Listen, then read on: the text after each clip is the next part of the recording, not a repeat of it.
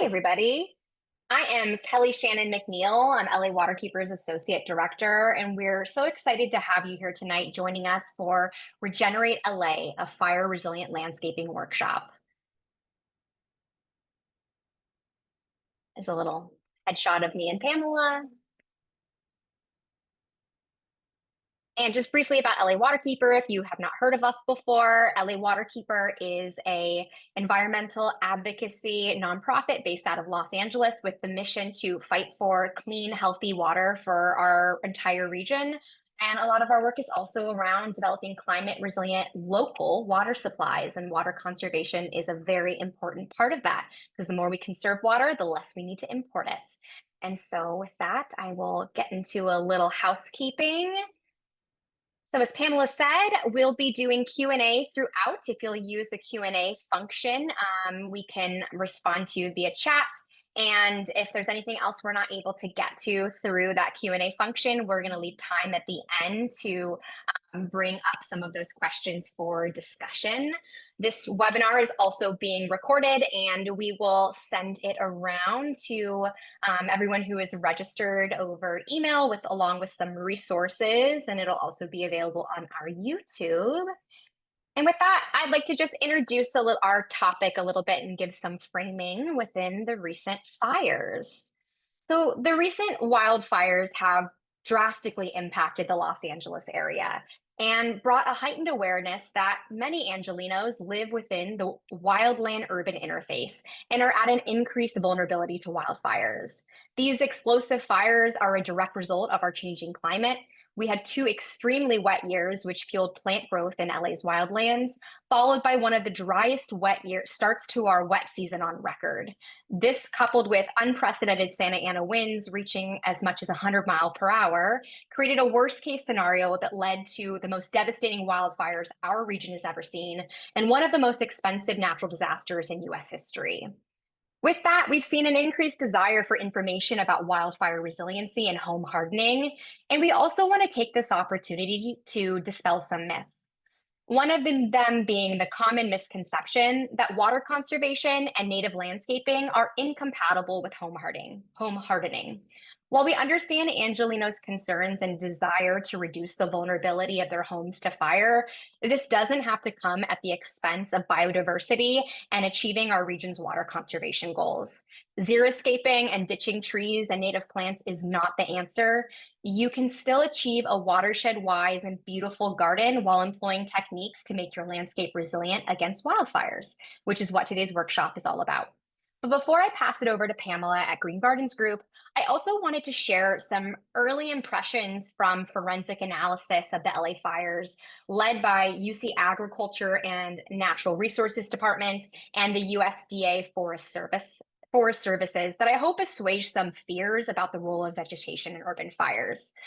While this is not conclusive and a forensic report will be released in the coming months, these photos graciously shared by UCLA's Dr. Edith de Guzman show that the fires seem to have driven by structure igniting structure rather than the vegetation around homes. The 2 photos on the left, at least I hope they're on your left, they show that the structures ignited first, charring the trees, not the other way around. And the photo on the right brings up the possibility that the hedge surrounding this home, which was the only home to survive on this block, might have actually saved it. While this is not conclusive and we look forward to forthcoming forensic reports, we hope that this is encouraging for homeowners who are understandably concerned about fire risk. And we just urge you all not to over-index into xeriscaping and start pulling out trees and native plants. And with that, we're really excited to be joined by Pamela from Green Gardens Group to help us learn some of the ways that we can make our homes less vulnerable to fires while employing the watershed approach. And thank you so much for joining.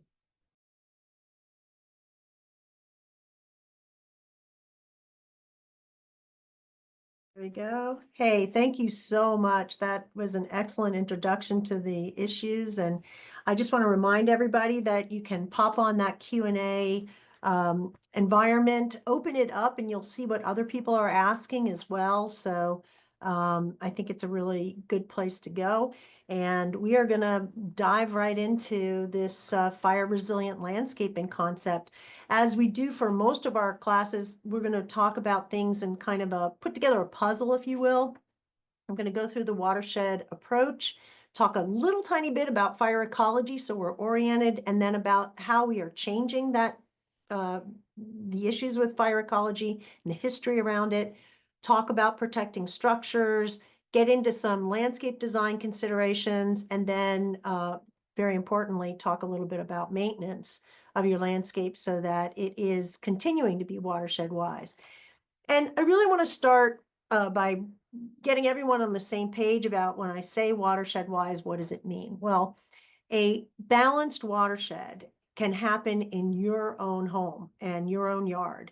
And we follow a set of principles in order to rebalance our watershed. And I want to remind you what that's all about.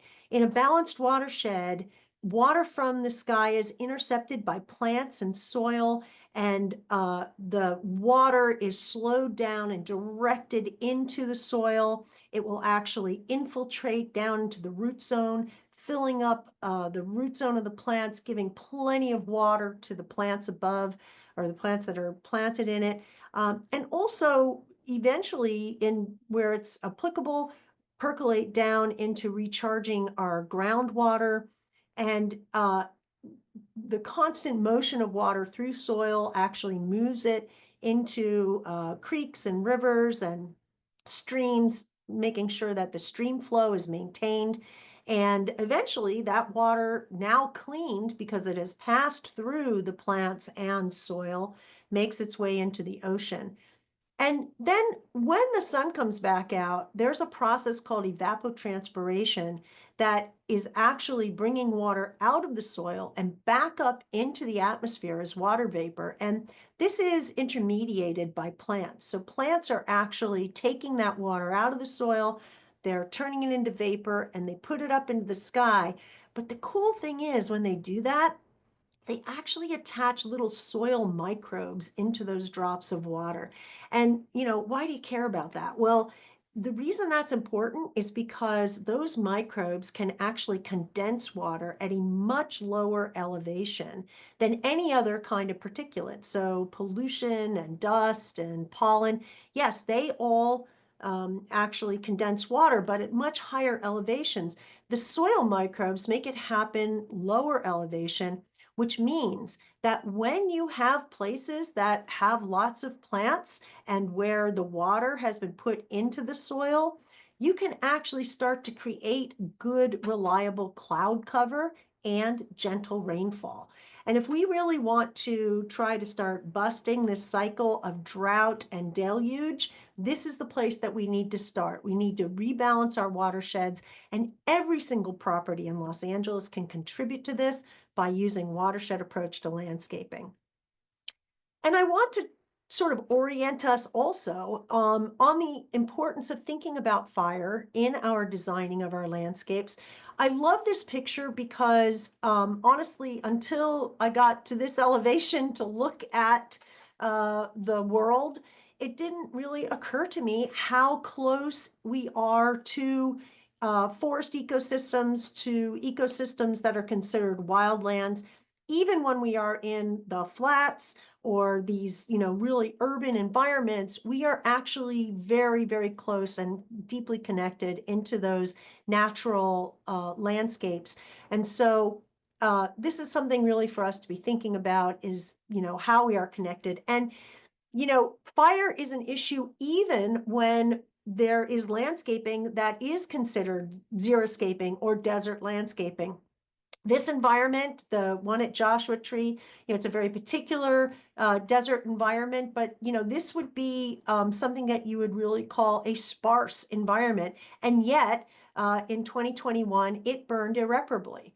And so the idea that any one kind of landscape is going to keep fire from happening is kind of a misnomer. What we really need to do is think about firescaping as part of our landscape design as a consideration for how we just do really good watershed-wise design. Keep it in our head, keep some of the key principles in our head as we go through this design. And really, it's not about sacrificing. When we talk about firescaping, we're talking about creating abundant landscapes. And that is probably the most important thing that we can do in any landscape, because it's only this abundant landscape that truly balances our watersheds and conserves water and brings all the other benefits that Kelly talked about in her opening. And the key to the balanced watershed, to water conservation, to having all of these, meeting all of our goals in landscaping, is having healthy living soil that acts like a sponge. This improves soil moisture. It's the absolute key to having plants that are healthy. And in terms of firescaping, that soil moisture is the most important thing. A second principle of a watershed approach is that we hold on to water in the landscape. We capture it with contouring. Could be very, very simple contouring, or it could be something more complex like this. But either way, we're holding it passively in the soil and making sure that every drop that falls from our roof is actually making its way into the landscape. We are planting with local California natives for the most part, and that's because we want to use climate adapted plants. And the best climate adapted plants are those local California natives. Doesn't mean that we don't have plants that are from other Mediterranean climates or even other climates altogether. It just means that our emphasis is on finding plants that are climate adapted. And then when we think about irrigation, which is the fourth principle, efficient irrigation is the fourth principle of watershed-wise landscaping. What we're really thinking about is, how do we manage the water that's in the root zone of the plants? And this is called the green water zone. It's the most critical zone for landscape health. And we are focusing on everything that we can do to keep water in this zone so that our plants have access to water when they need it. And actually, the soil, when we're building healthy soil, we are achieving a very efficiently functioning green water zone. When we direct rainwater into this zone, we're helping it out. When we plant plants that are climate appropriate, we're helping it out. When we plant a lot of plants that are climate appropriate, we are really helping it out because we're creating all of this root mass. And then when we manage our irrigation efficiently and we make sure we're not overwatering and we're not underwatering, we're really doing the full job to keep that ecosystem alive and thriving. Before I really get into the bulk of this presentation, I want to draw your attention to a couple of great resources. There are many books on firescaping. These two happen to be outstanding and local, meaning California-based authors. Douglas Kent and Adrienne Edwards are creating wonderful books, and I highly recommend that you take a look at that. Let's talk a little bit about fire ecology, because it'll help you to understand, where we are now and, where we're going in terms of managing fire.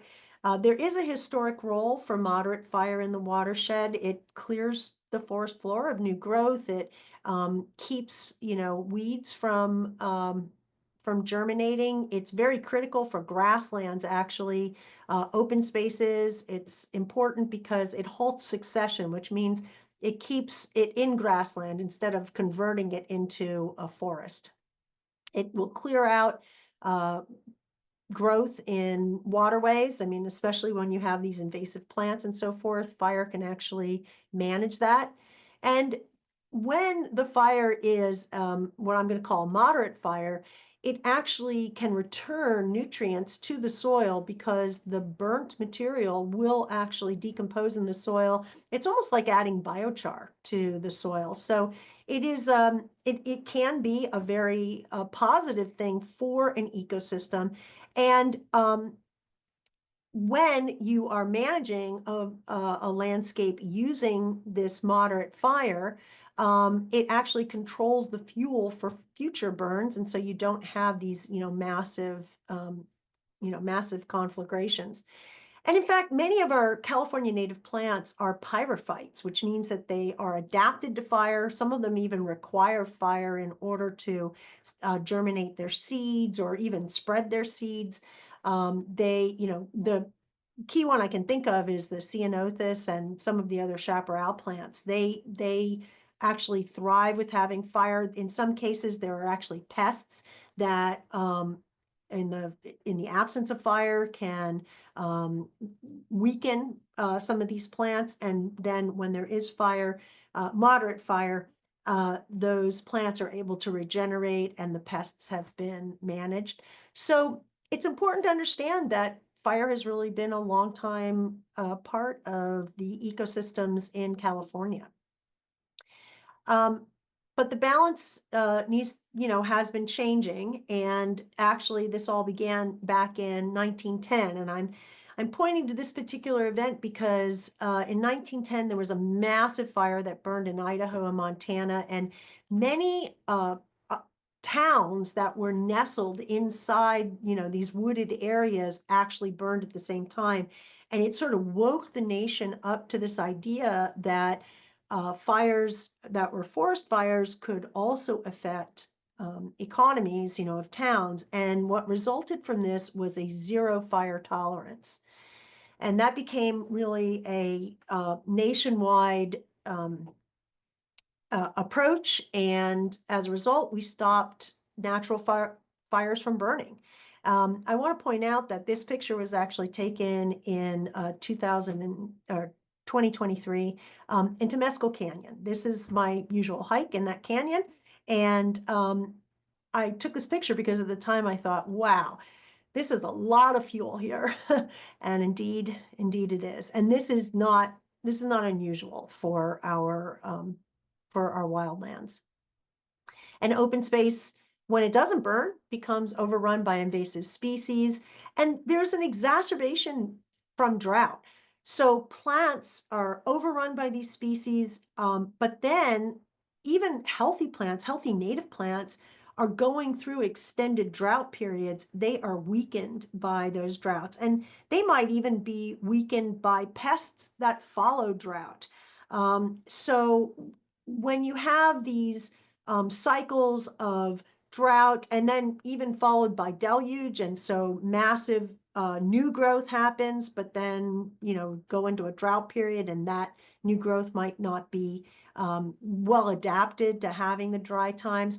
This is a recipe for having way too much fuel that is weak and is not going to be able to tolerate any kind of burn, let alone the kinds of burns we're seeing. And so now fires are just burning too intensely, really, to be beneficial. On top of all of that, we've increased our development into this wildland urban interface areas. And so we are actually, directly encountering these fires. And this is something in the LA County that is, it's an issue because development has pushed out into these lands. So there are a bunch of solutions. One solution is a big one, which we can't really deal with, but I'm planting the seed. And that is that we can rethink how we develop. Instead of having housing that is encircled by forests, we can think about keeping forest distinct or wildland distinct, and developments away from that. And this is called reducing the intermix of the housing and the wildland. We can also start applying more regenerative land management to our public lands. That means bringing many more animals onto the land to actually manage vegetation. So goats, sheep, cattle. It's been shown that when ruminants especially are used in these natural lands, it has a profound effect on reducing the amount of burn. But we can also do controlled burn. And so when you hear about this, this is actually a really good thing. It is based in indigenous people's knowledge. It's sort of a return to an indigenous knowledge. And it's very effective way of managing that extra fuel that is in the wildland. And then, of course, a solution can be found in landscape design. And I love this picture. I've been using it ever since some massive fires about 10 years ago in San Diego. And I want to draw your attention quickly to this landscape because what about it makes it, such a great picture? Of course, the fact that the fire basically came up to the edge of it is what made the picture. But when you look at it, you can see that encircling this landscape, there is this low growing hedge material, which looks extremely healthy. It's unclear from this view whether it's native or not, but it is certainly properly irrigated and healthy looking plant material. It does have a lot of lawn, which is obviously an irrigated area. So this is a ground cover of some kind that has the proper amount of irrigation. I think what's interesting here is that there are quite a few trees that are actually abutting the house. And so it's a very interesting image of a good landscape or a good landscape design because it does have some elements to it that you might say, wow, I would have no idea that that could be part of a landscape and that the house would still be, still survive. It does have obviously a zero area, which we'll talk about in a second, which is kind of more of a gravel area against the house, but there are some shrubs in that area. So I think this is really interesting. But the thing I really want to draw your attention to is even though this particular image is used over and over again, in conventional discussion of landscape design for fire safety, we really have to start to think about the fact that most homes don't have that much space around them. Most homes that we're talking about are in more urban areas. There's a greater density of structures in those areas. And so some of the conventional wisdom about how we deal with planting for firescaping, has really come out of these larger properties, and it's great for larger properties, but we kind of have to adapt our thinking when we get into the more densely urban areas. And I recommend, by the way, that this report, which is a brand new report out of CAL FIRE about urban, it's called the Urban Forest manual. It's in draft version, and I recommend you take a look at it. So when we get into a more urban area, we really have to start talking about structures and then how those structures interface with the landscaping. What I want to draw your attention to is this concept of a defensible space or a survivable situation. So defensible space is essentially area that firefighters have access to. They can get there, there's a water source, they can defend that area. Survivable is thinking about both the structure and the landscape from the perspective of what will still be alive if firefighters can't get here.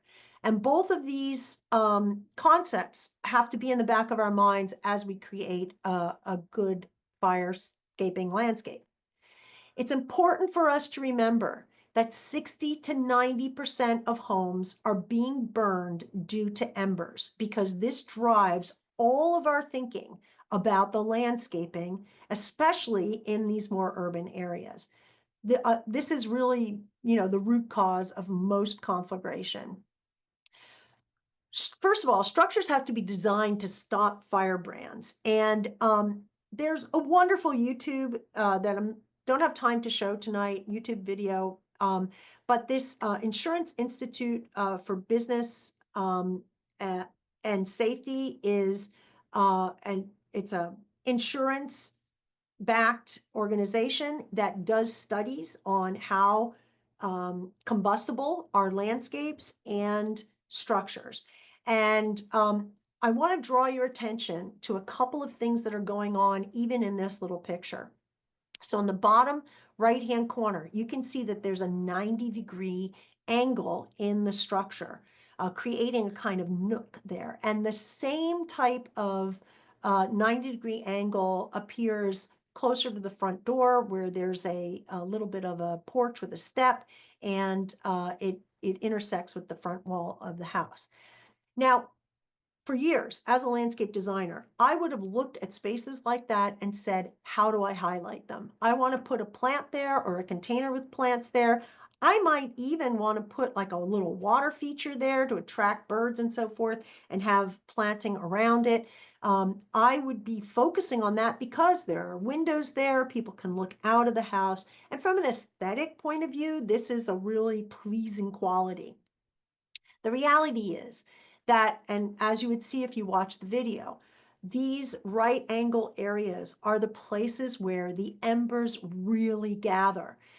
They are blown into these right angle areas and they actually begin to create, the heat of them begins to create a vortex. So there are these mini tornadoes that begin to happen in these little nooks. When you plant in nooks like that, even if it's just a ground cover, you are actually putting combustible material right in the way of this ember buildup.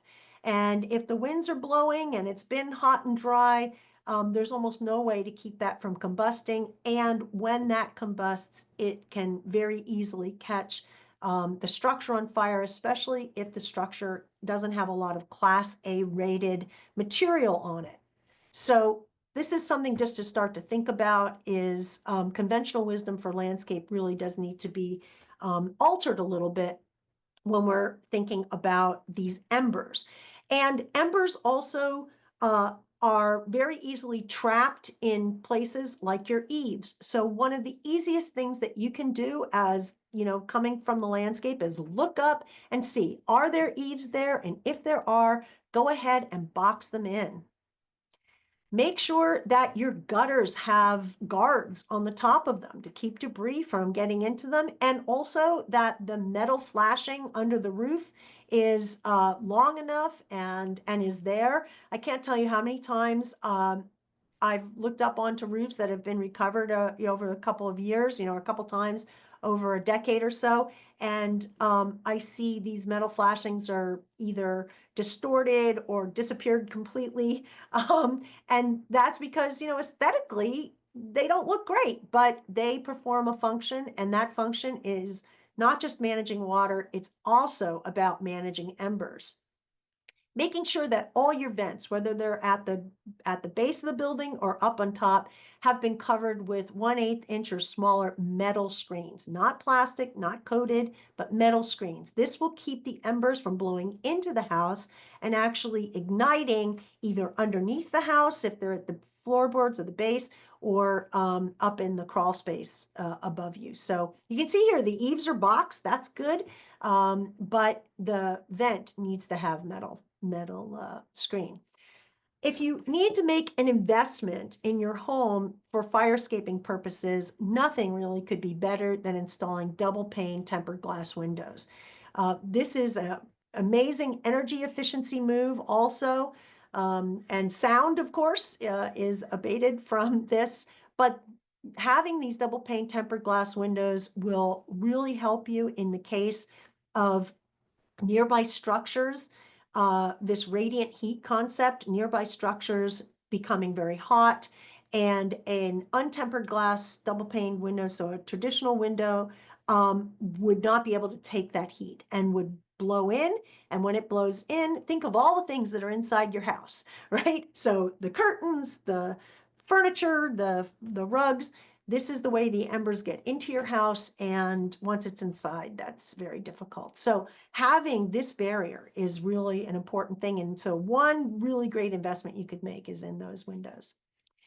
So beside embers, which they're like 90% or whatever of how structures go up, there are two other ways, key ways that fire is directed into your home. And the first one is called the continuity of fuels. So this is essentially the flame has a direct contact with your home.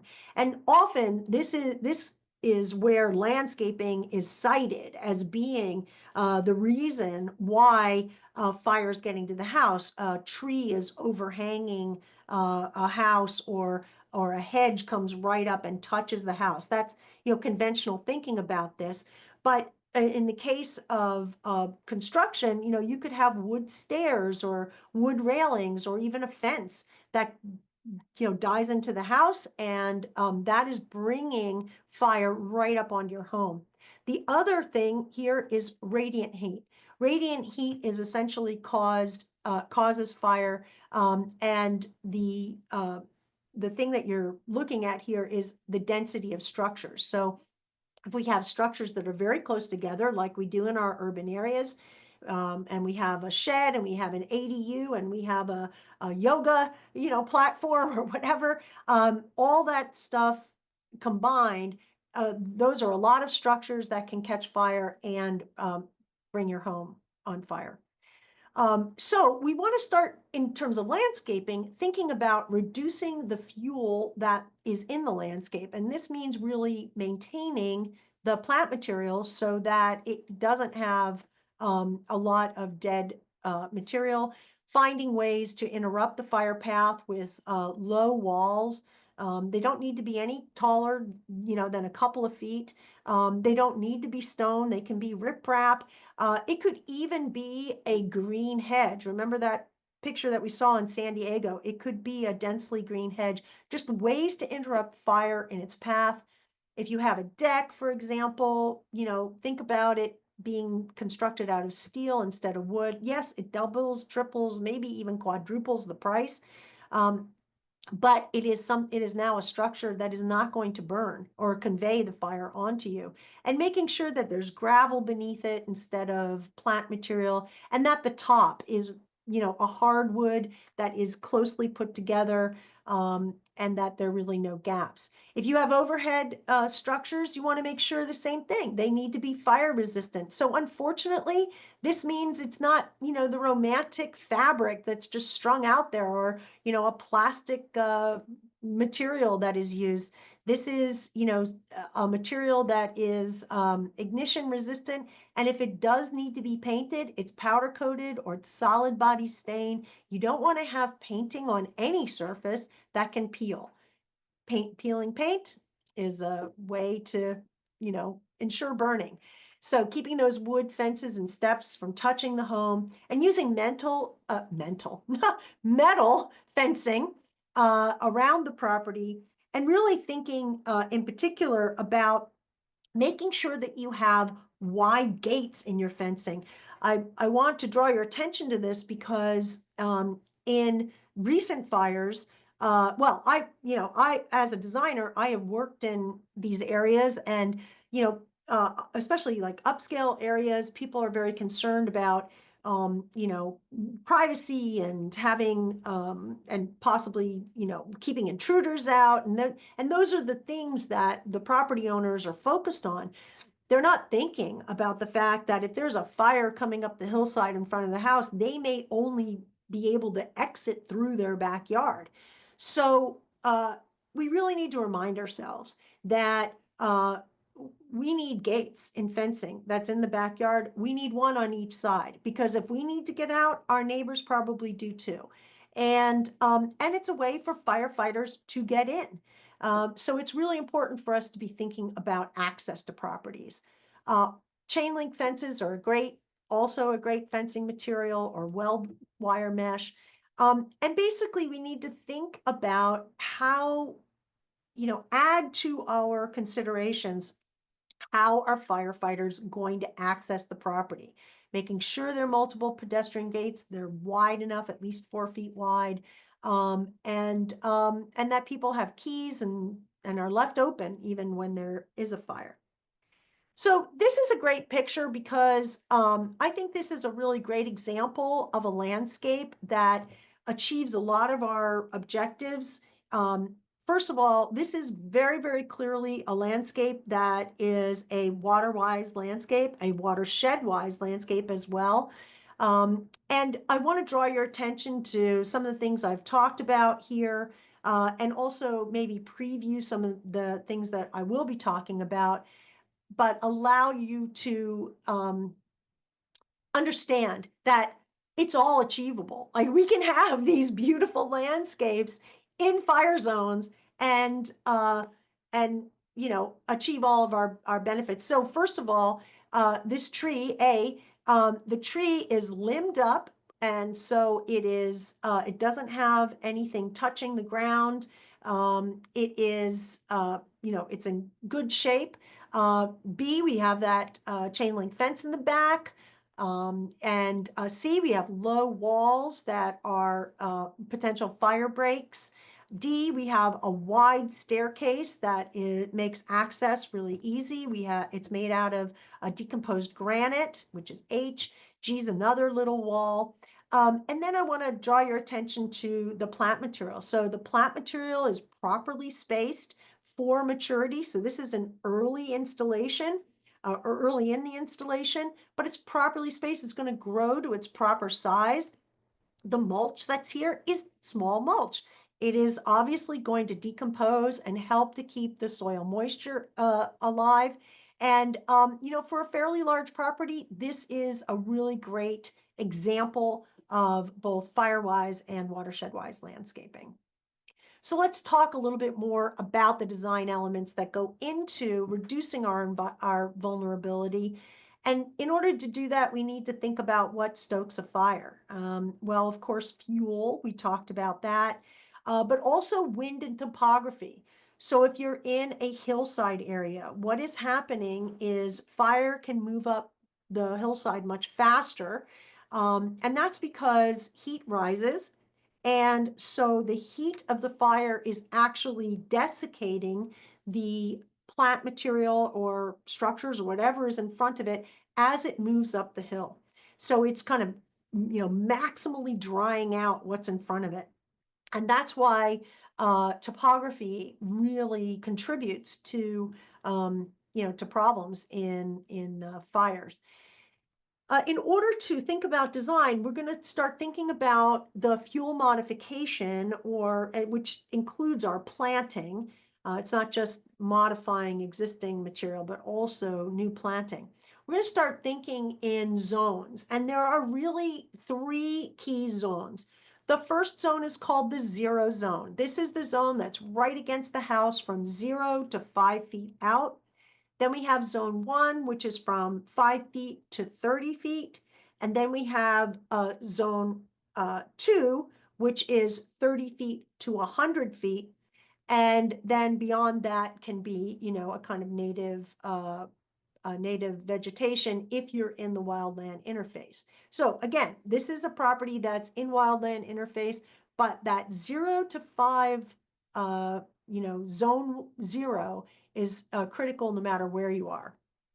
You want to be thinking about spacing of plants when you're placing them in a landscape, and especially on a slope.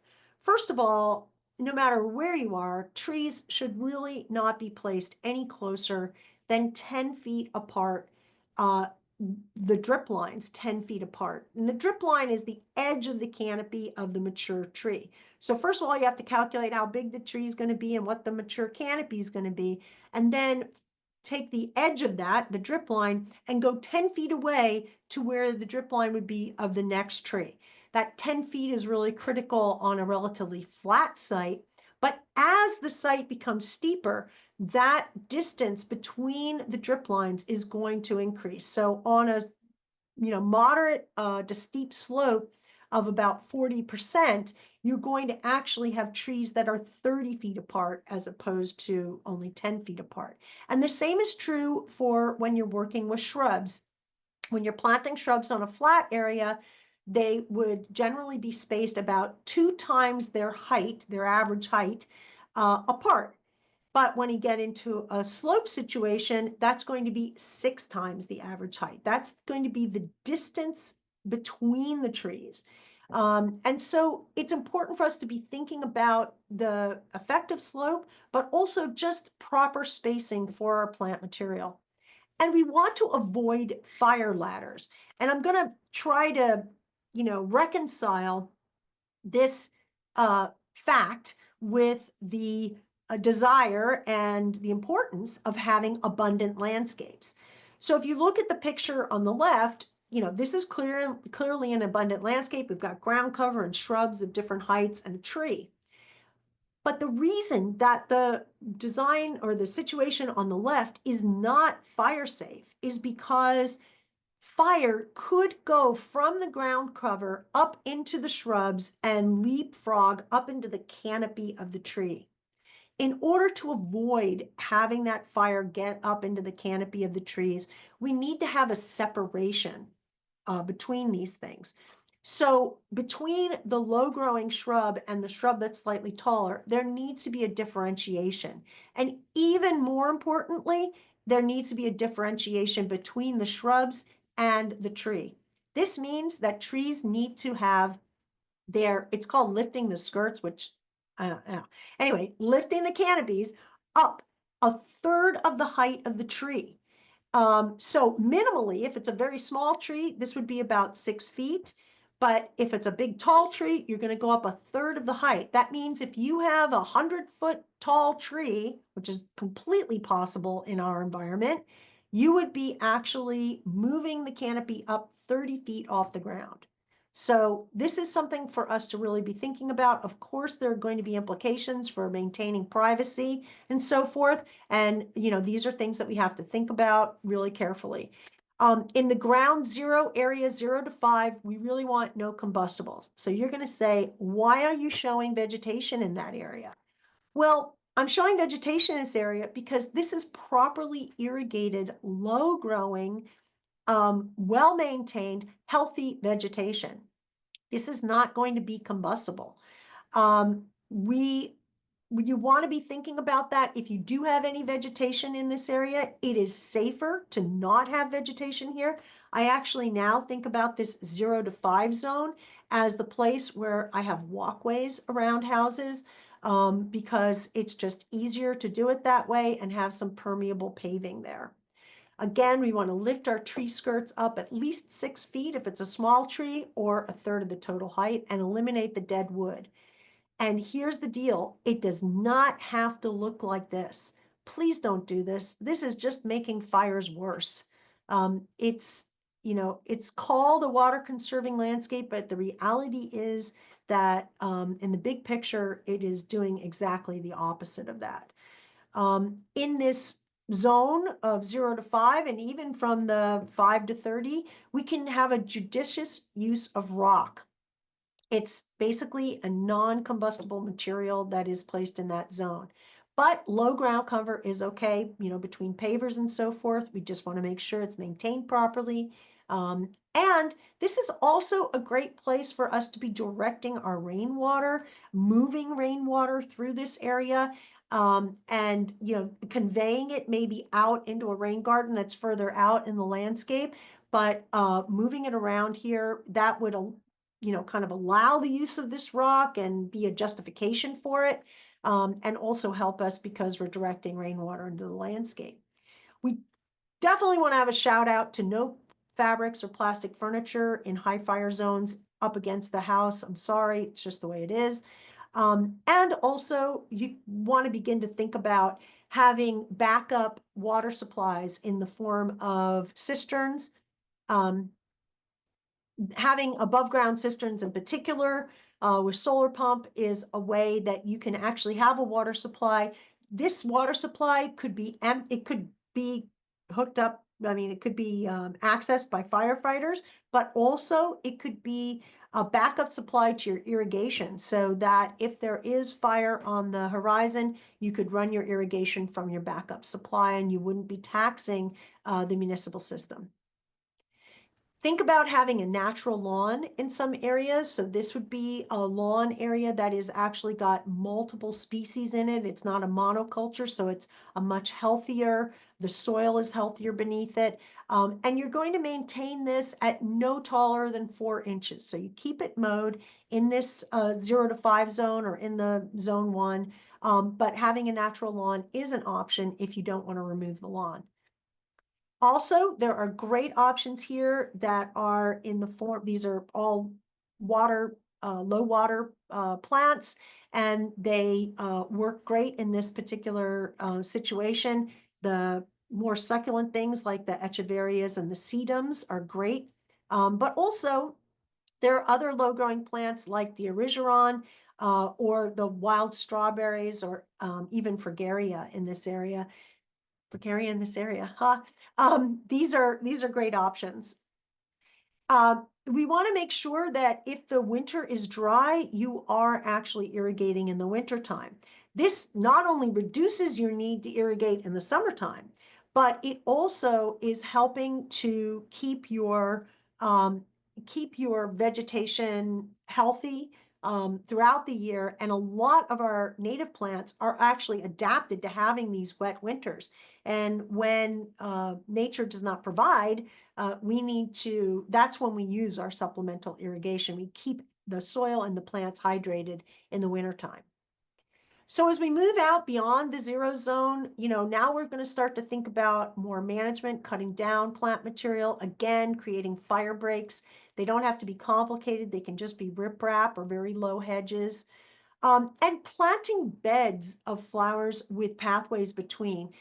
Essentially here, the pathways, when they're 4 feet or even 5 feet wide, they are creating fire breaks. So you still have the beauty of the low water requiring landscape, but now you have this permeable pathway that allows you to get out and see it. And you have done sort of the triple duty of creating a fire break in between the planted areas. Definitely want to be selecting plants that are going to help you to avoid erosion, especially if you're on a hillside area. So these are plants that are pyrophytes in some case, things like the ceanothus and the toyon, if you have the room for them, or low growing, the buckwheat, the eriogonums, and even the encelias for color. And by the way, having more asters or sunflowers, if there is a fire, this is the stuff you want to plant because they are the ones that can deal with heavy metals and actually process all the kinds of toxins that we find in our environment after a fire. We definitely want to contour this zone for rainwater capture, and this can be even done on a hillside, as you see here. Drip irrigation is best in this zone. Don't forget that if fire does come through your landscape, your irrigation is toast. It's all PVC and other materials like that. So you're going to probably have to replace your irrigation system anyway. But the cool thing about drip irrigation is it's delivering water right at the roots of the plants, which is the only way to conserve water from an irrigation system, really. When you get out even further into the 30 zone, you really want to make sure there's no dead vegetation and do basic maintenance. Think about removing the flammable trees and shrubs. And this doesn't mean every tree needs to be cut down by any stretch of the imagination, but it's thinking about the plants that, are really, could be torches. Palm trees, for example, really need to be maintained quite strenuously. I know it's great habitat when they're left natural, but it's also a real fire hazard when they are left natural. And pine trees also are something to really consider because the pine needles, when allowed to accumulate on the ground, do not decompose very quickly. And so as a result, they create a situation where there can be smoldering and embers. Bamboo is something to be thinking about. Of course, you can limit up, but it does have a lot of dead material in it and creates a lot of debris on the ground. So process that debris through your compost pile. Think about plants that just have too much dead stuff on the inside. The junipers, the Italian cypress, they have all this dead material on the inside, even when the outside looks good. And so maybe that's not the right plant in that place. Think about using trees that are, of course, the California native trees that are adapted to the fire conditions, and the shrubs, coast live oaks, sycamores, redbuds, even the arbutus, which is Mediterranean but has been crossed with California native. These are all better options in terms of tree selection for your landscape. So now let's just talk a little bit about maintenance. The most important thing that you can do for your landscape, fire-wise or not, I mean, just for your landscape and for water conservation, is building healthy living soil. This means that you want to be making sure that you keep the soil covered, you add compost, and you plant lots of plants. But you do not plant invasive plants. You choose to remove these, and Cal IPC is a wonderful resource, if you see penicetum in your landscape, you need to remove that. That is definitely not firewise. When you're using mulch, make sure it's smaller than 1.5 inches. It's just a really good rule to follow. You want your mulch to decompose, and selecting something that's a green-brown mulch, in other words, it has some leaf material and some tree trimmings in it, some twigs in it. This is the best because that's going to compost and turn into soil a lot faster. Composted mulch is always better than nuggets, so you want to be thinking about that when you're putting down your mulch. And definitely avoid combustibles like rubber mulch. Rubber mulch is explosive, so yeah, don't even do that. Why would you put petrol, down around your plants anyway? But the other three, the gorilla hair, the dyed mulch, and the walk-on bark, all have aspects to them that keep them from decomposing. One is too large, one has inhibitors and chemicals on it that keep it from decomposing, and the gorilla hair is shredded. It does not decompose very well. We want mulch that is decomposing. Otherwise, this becomes a place where embers can bury and smolder and reignite, weeks later. So think about that when you are using mulch in your landscape. Make sure you remove debris from your roof, from your gutters, from the base of walls. That's really a good one because remember the embers are going to be going there. Avoid gas-powered equipment. Ask your gardener to stop using it. And think about clearing your brush and managing vegetation using animals instead of getting out there and cutting. If you do have fire on the horizon, make sure that you turn off gas lines indoors and out. It's just a really great thing to think about. And also leave your gates open for the firefighters so they can access your property and keep you safe. So I want to recommend that you stay in touch with us in terms of the types of classes, because building a watershed wise landscape is really one of the best things that you can do for managing not only a fire situation, but also your resources like water and clean air and biodiversity and all the other great things that we get from landscape. So please attend some of our other California friendly landscape classes that are put on by LADWP through Metropolitan. And there are other fire safety workshops. Tell your friends about these important links and also the video that is going to be generated from this talk. I'm going to stop sharing. Pamela, thank you so much. As somebody who does live in the urban wildland interface, actually during these last fires, I measured and I'm about 1,200 feet from our beautiful hillside. This really assuaged a lot of the concerns that I have personally, which is one of the things that inspired LA Waterkeeper to want to collaborate with you and Los Angeles Department of Water and Power on this workshop. Before we answer some of the Q&A, I did just want to plug some resources and rebates. So for those of you who this was the first time you had heard the concept of a watershed wise landscaping, when we'll follow up with the recording and some additional resources, we'll also share the intro to watershed wise landscaping video that we did with Pamela and Green Gardens Group and LADWP in the fall.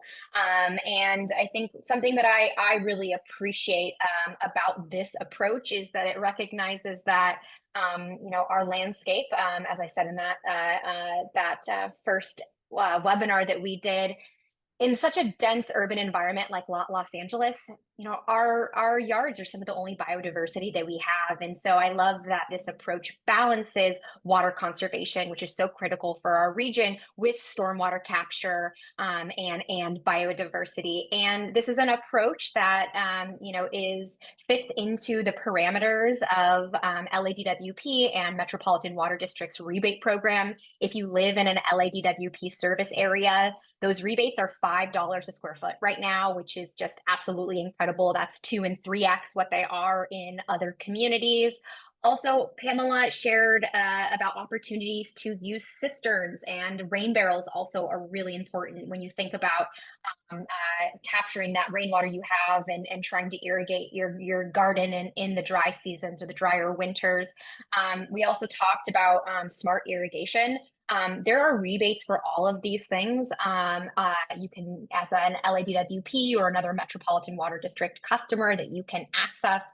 So we will be following up with folks that have registered for this webinar with links to this video, our intro to watershed wise landscaping in the fall, as well as all of the links to the rebates that are offered to help support the investments in this kind of landscaping.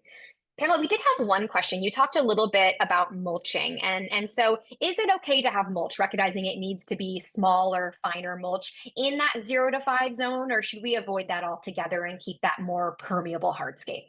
Yeah, so that is the best place for permeable hardscape and the worst place for living mulch. And the reason for that is even without the risk of firescaping, you don't want to have any wood touching your home, especially if you have any wood construction in your home, because the purpose of mulch is to hold in moisture.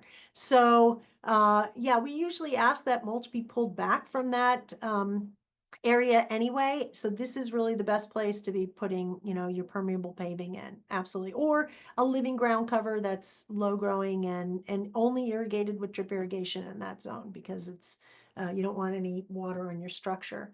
I wanted to mention that the landscape that you see behind me here is a landscape that is in a wildland urban interface, and it's an almost completely California native plant and highly adapted, very, very biodiverse planting. And this particular landscape went from 2 million gallons of water a year on it down to 200,000 gallons of water a year. And it was achieved by this very dense planting, using the climate appropriate plants, holding on to rainwater, doing much more efficient irrigation system. And so it's not incompatible with beauty either. I think, okay, if I must say so myself. And I would love to take this question from Diane and Pamela, if you have anything to add to or augment my response, I would so appreciate your support. So Diane asked if we could speak to the importance of limiting impervious surface, including synthetic turf, one of my least favorite subjects, which can burn despite the flame retardants. And so, I'll talk to artificial turf first. First of all, you cannot qualify for a turf replacement rebate by putting in artificial turf. In fact, there is cities now have an opportunity, because of a law that was passed last year at the state level, to ban artificial turf, and we hope to see that happen. Artificial turf is made out of plastic. It is horrible for the environment, and it actually does not save you that much water, because if you have pets, you might be hosing it down after they've used the restroom. It can get up to 180 degrees on an 80 to 90 degree day. So if you have children that want to play on it in the summer, you're going to be hosing it down. So it actually doesn't save very much water, and it also increases acidification. There's microplastics and PFAS that then get leached into our groundwater, and sort of related to that, sort of like the pollution impacts of artificial turf, is also connected to why we want to see the limiting of impervious surface. And this is also related to one of the things that I love about the watershed approach to gardening, which is this idea that you want to keep the water into your landscape. You want to create natural depressions in your yard, so that water stays in your yard, does not run off and into our storm drains, because you are then, of course, losing one of the most precious and finite resources that we have, but you're also increasing pollution in our region, because if you anytime rain or you're hosing off impervious surface, it is picking up all of the bacteria and the toxins and heavy metals and that sort of a thing, and then polluting our water sources. Would you add anything to that, Pamela? My own subjects I'm very passionate so about. Articulate on it. No, it's just remember the picture of the rubber mulch? Yeah, that's basically the exact same thing. Why would you put gasoline on your landscape? I just, I don't even understand the logic behind it. But and also we are encouraging as much life as possible because it's only with the living plants that we get the cooling in the atmosphere, that we get the cloud cover, that we get the gentle rain. I want to see a more balanced rainy season in Los Angeles. And so, and I know the only way we're going to get there is if people start, really planting landscapes and not doing this rock and other, deprivation landscapes. So, yeah, synthetic turf has just no place in it. There have been a lot of other good questions here, and I think we can just I'm just, instead of answering them by typing, I'll take on one. So there was a question about, are there native trees and shrubs that can serve as a fire break around a house? And so yes, I would be thinking about uh, shrubs that have a thick leaf. So these are the same characteristics that are sort of visually indicative of a low water requirement plant. So plants that have a thick or a glossy leaf, a good example of that would be like a toyon, that is, nice thick leaf. That's what, I mean, if you can see my picture, that's a toyon right there. Um, and or Catalina cherry, which is Prunus salicifolia. These are great plants for biodiversity as well as creating hedges. They can be trimmed, they can be kept kept at that height. Perhaps the ceanothus would be also very good, or even a manzanita could be very good. You do need to make sure that there isn't any debris on the inside of it, so it needs to be maintained. But they do take trimming into shrub form. And those ceanothus could be lower, and so could manzanitas be sort of a lower growing form. So there are quite a few of them. I would recommend the CNPS calscape.org, and we can put that into the chat. Calscape.org is a great resource. And you can look up lots of different plants and find out what their characteristics are. And again, look for those waxy, evergreen leaves in those things. So I think that that's a good option. Can we talk a little bit more about trees as filters, blockers of blown embers? A lot of that research that Kelly talked about at the beginning of the conversation is still out. I mean, this is forensic work that's being done right now to really home in on what is happening with trees and so forth. But it does appear that dense hedges, especially used as fire breaks, is something that is a viable alternative. But again, jury's still out. Keep your ear to the ground on that. There's a question here about holding on to leaves for the stockpiling leaves for composting. And I would say that the best use for leaves is to be left. Leave leaves.